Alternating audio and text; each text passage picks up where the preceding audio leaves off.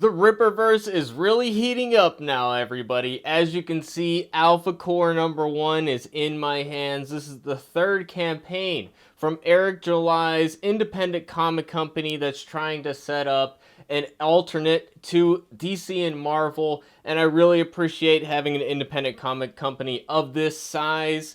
And now we're branching out from just the one series called Isom into multiple different series running simultaneously. We got Alphacore here by Chuck Dixon, the veteran comic writer, creating this book. And we have Yaira #1 coming up soon. But we're going to be looking at it in depth. As I said, I really appreciate having an independent comic company out there making multiple $1 million campaigns. It's really encouraging to see that there's still the interest from the public in superhero comics in particular. And I wish them all the best.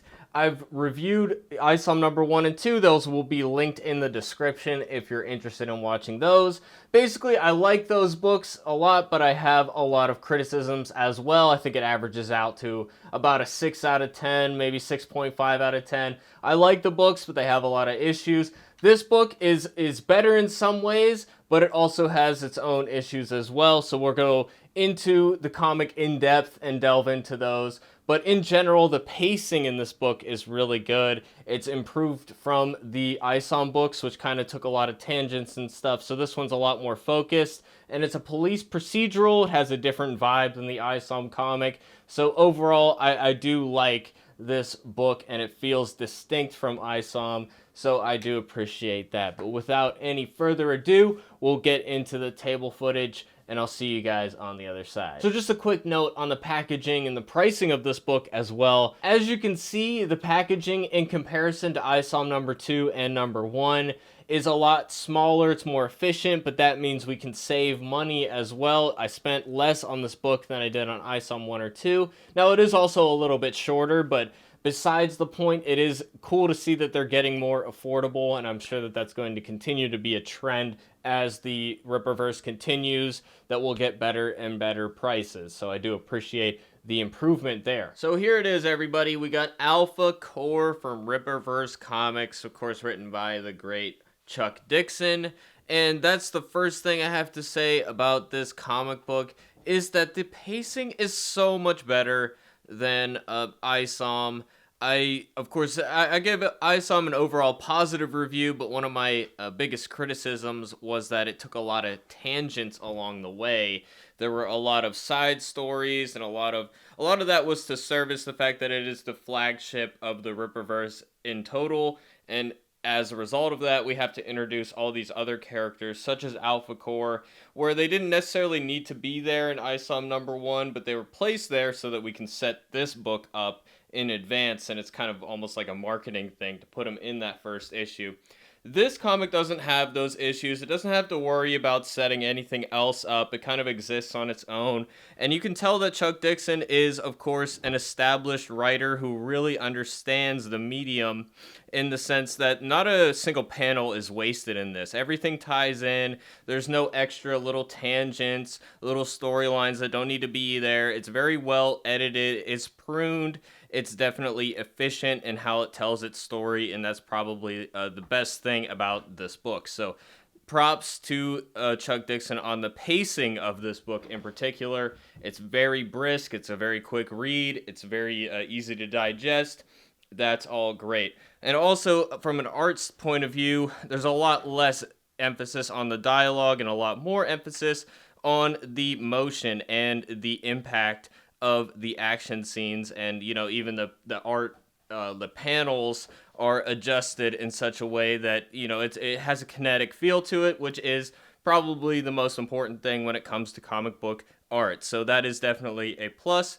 This artwork is professional caliber. It's definitely up there with Marvel and DC, and it feels like a professional book through and through. You know, there's nitpicky things you can look at, but I'm not going to review it from an art perspective. I do think it is solid, and I like the character designs. I like particularly I like the villain designs, the Exceps that we're going up against.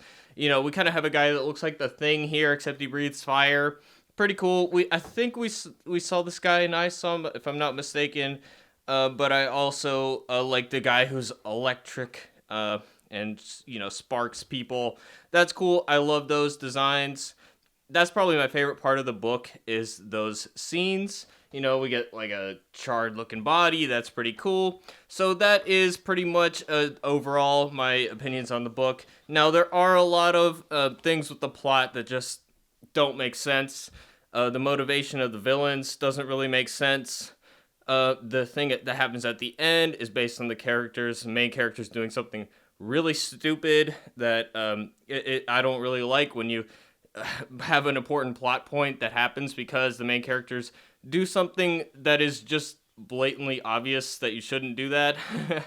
Now, you could say maybe people would make that mistake in real life. Fine. This is a comic book, though, so we'll get to that when we get to that. But just starting off with this book, we start off with a bank robbery hostage scenario. And this is a perfectly fine way to start it. One thing I do appreciate is that as a number one, I was kind of expecting an origin story of sorts. Rippaverse seems averse to that, which is a positive, I think. A lot of people might be more interested in that type of thing, and I'm not against them doing an origin story, but I like Isom number one, we're dropped right into a story. Same thing here, even better here though, because there's absolutely no setup. We're just instantly dropped into an action scene of sorts, and we get to see Alphacore in action. So this book is a bit more of a police procedural. We are investigating a crime, a series of related crimes that appear unrelated at first, and we end up finding out as a result of the investigations who is behind everything. Great concept. I do like that we have a conflict in every scene. It's dealing with the classic jurisdiction problems, different law enforcement bodies that are in conflict of who's in charge here. And especially when you add superheroes into the mix, that makes a lot of sense to me. That they're supposed to be reined in and they have particular rules of engagement. They're only allowed in when they're dealing with other exceps, other superpowered individuals. That's when they're called in, and they're only supposed to deal with that type of thing. But now in this first scene, we have a superhero saving the day and helping everybody, and stopping a bad situation. But the cops are mad at him for this, and this could be because they feel like they're being upstaged. This could be genuine concerns about the public perception of this. They're worried about things that might go wrong.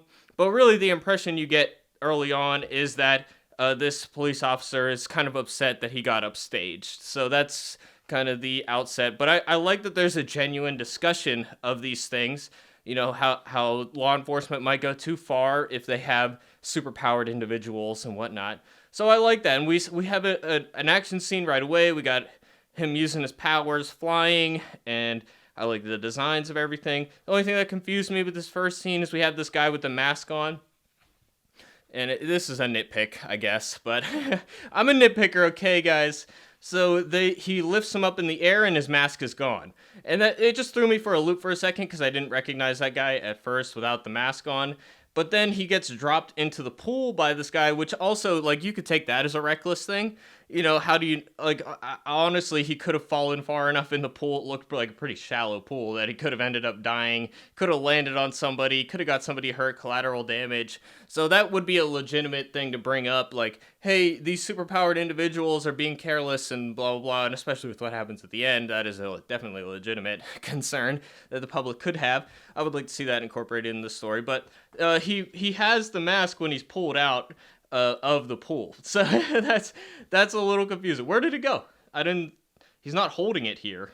So I don't know. It's a nitpick, but I think it's valid. So that's basically the start. The guy had a bomb strapped to him, but he was surprised that it went off. So apparently, he wasn't expecting that. So we find out he's obviously hired by somebody. And here's where the kind of dumb part starts. So these are the main villains behind everything. They have a lot of money, they have resources, etc. This is Michael, he's very connected, and this is his assistant, I guess.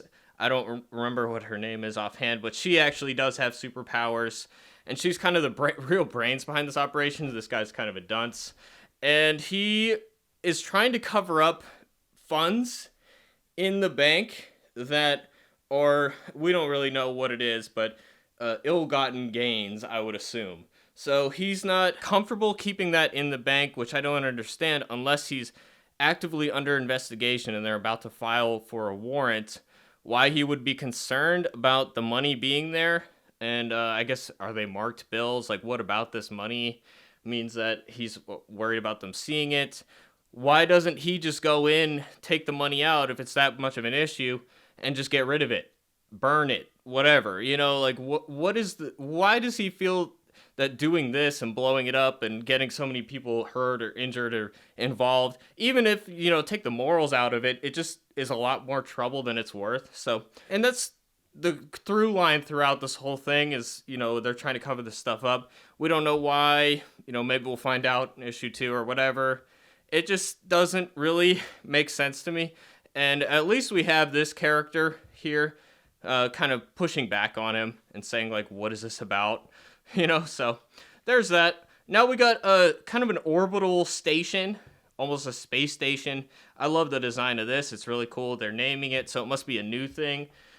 So I like the aesthetics of it, and it's really cool. It's a good way to introduce everything.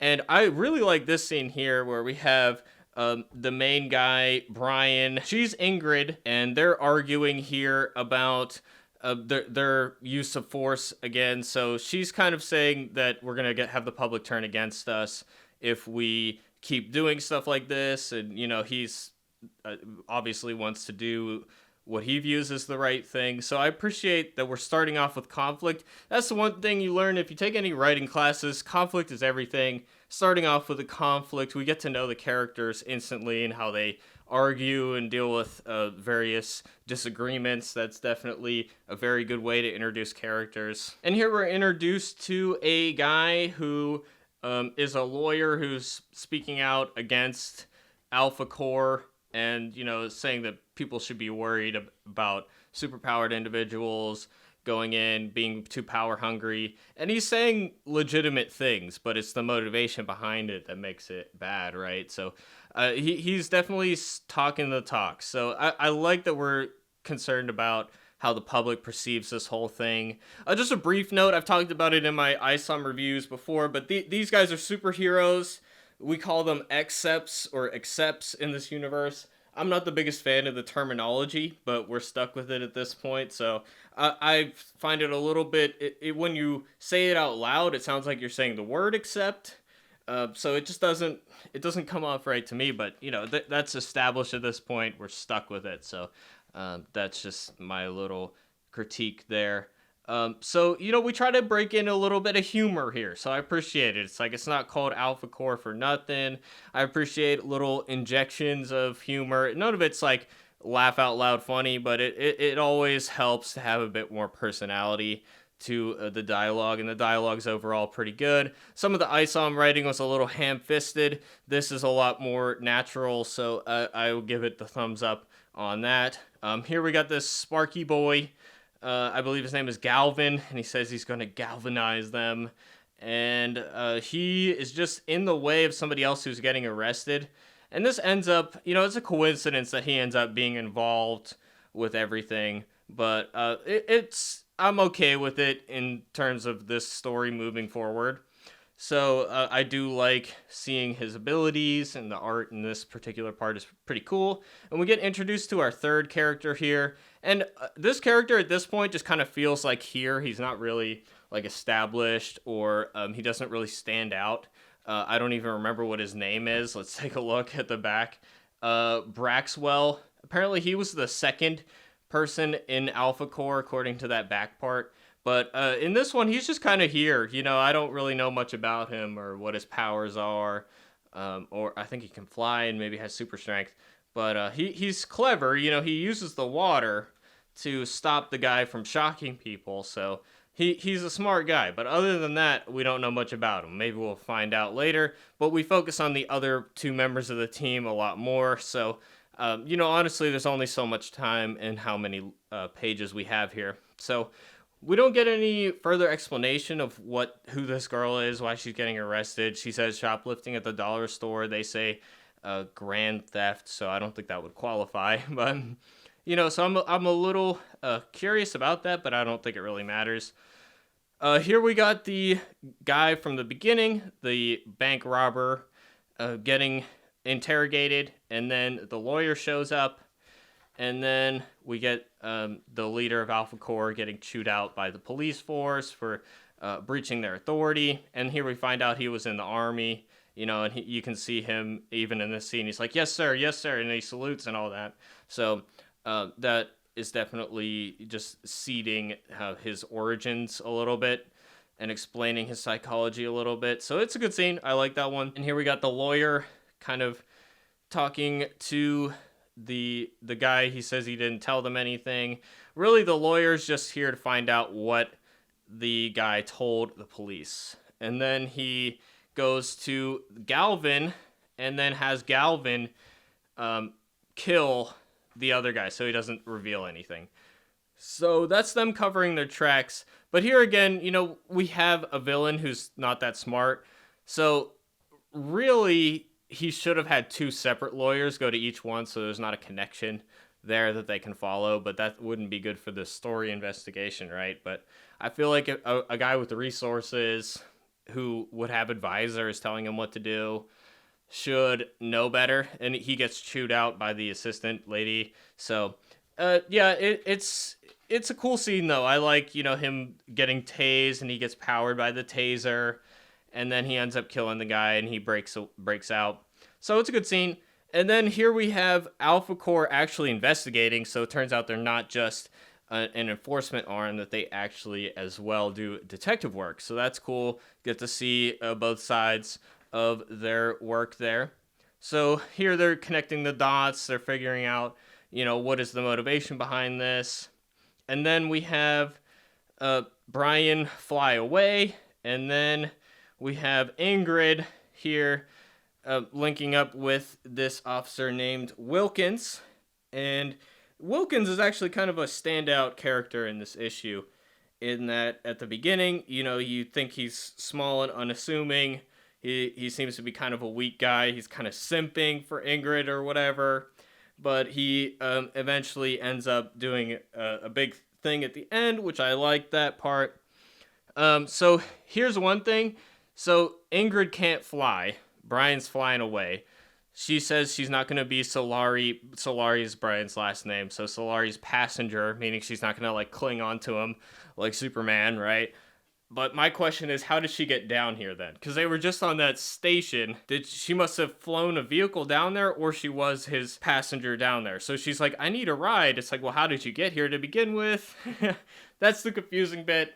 So I don't know. I feel like that's kind of an oversight, but really that's just a plot device to get him, to get her in the car with the other police officer, which is all good.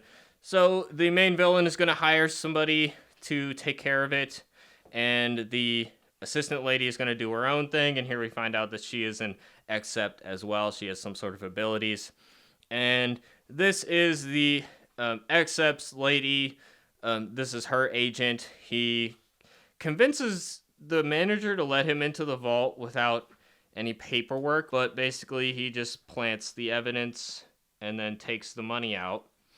And then we have Ingrid and Wilkins kind of having an argument where Wilkins is like, you can name your vehicle something. You should get your own car, which is like, that's not going to help you go to the station though. So I'm nitpicking a little bit, but she argues with him. She has an issue with being called a freak or being treated like a superhero.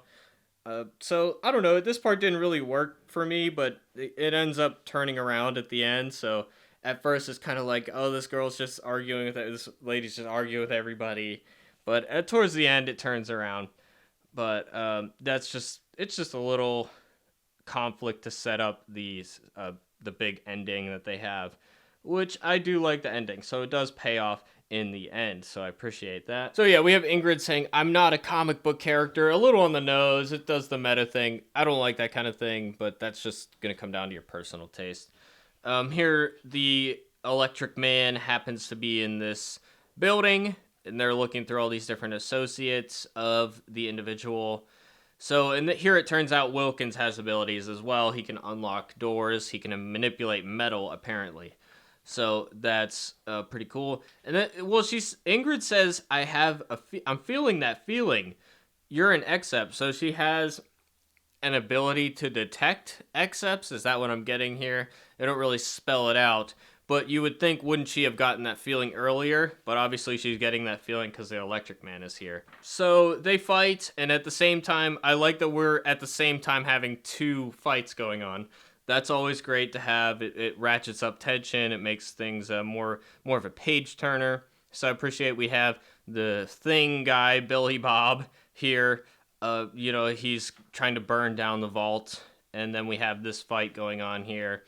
And Ingrid's reading him his Miranda rights, and the guy bites his tongue, so he has a funny way of speaking. So we have, kind of a jokey back and forth thing, and it's decent. And the same thing with Brian here. So this is the best part of the book here. It's kind of like the climax, if you will, where we have two fights going on. It's pretty cool, and it ends up with the Sparky boy going out the window.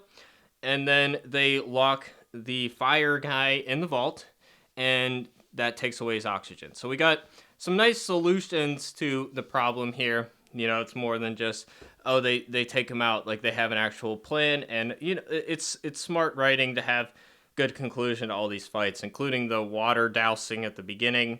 So I like the solutions to these fights here. It's pretty cool. And then here we get the apology from Ingrid, like, oh, you're an Accept as well.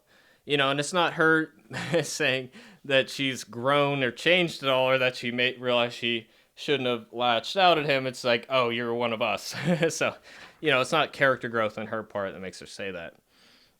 So now we're getting into the vault that he had and finding what they left for him. And then we have the lawyer guy on TV. He's making another TV appearance. And then this guy who's an Accept convinces him to jump out the window. I guess his ability is he can talk you into doing anything. Interesting ability that I like. And then here we are on the ship. There's a flash drive that has information on it. And this is the part I absolutely hate this.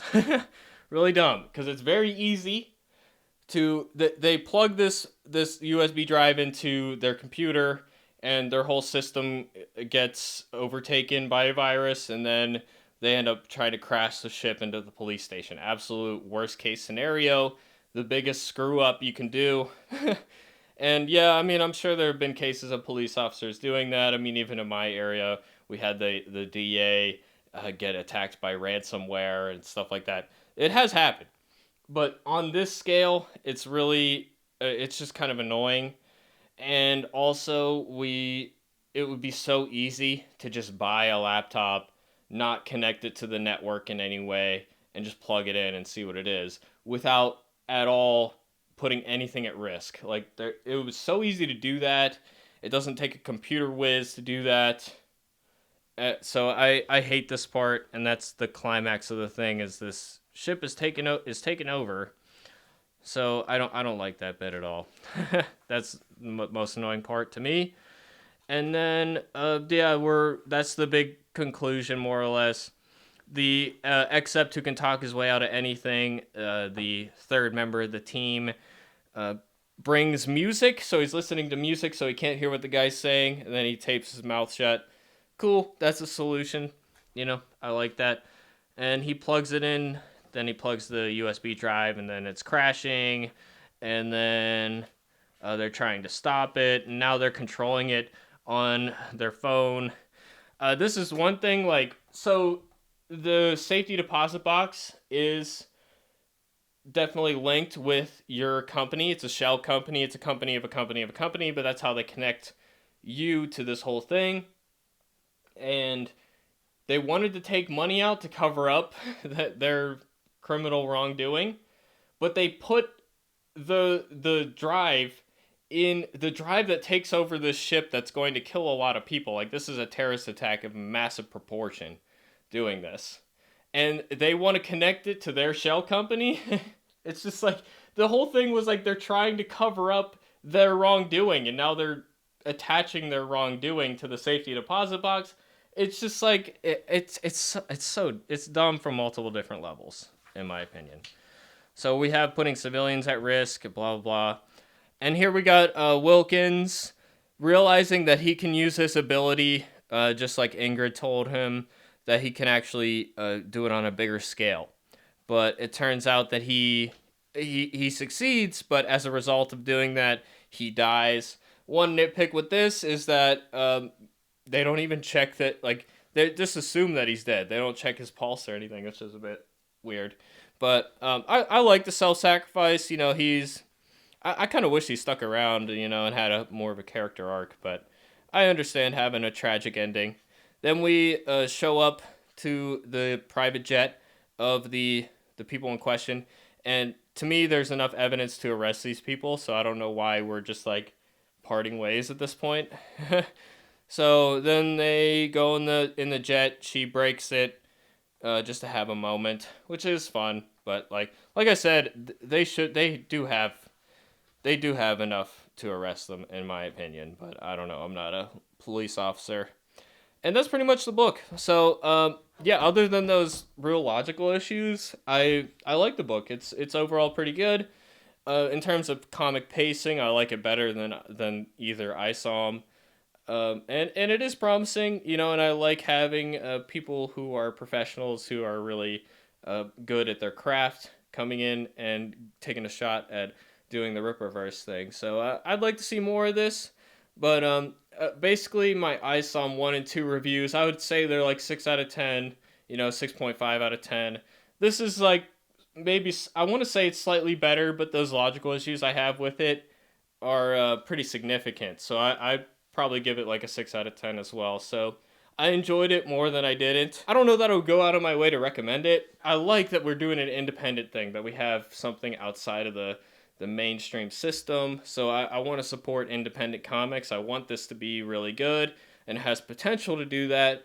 But it's been getting better as it goes, but it's not quite there yet. So that's my review, everybody. Let me know what you think about this book in the comment section down below, and also let me know if you want me to review Yaira #1 as well, because if you guys enjoy these reviews, I will continue to cover the Rippaverse. So let me know what you guys think, and with that, we'll see you guys in the next video. Thanks for watching, everybody. Peace out.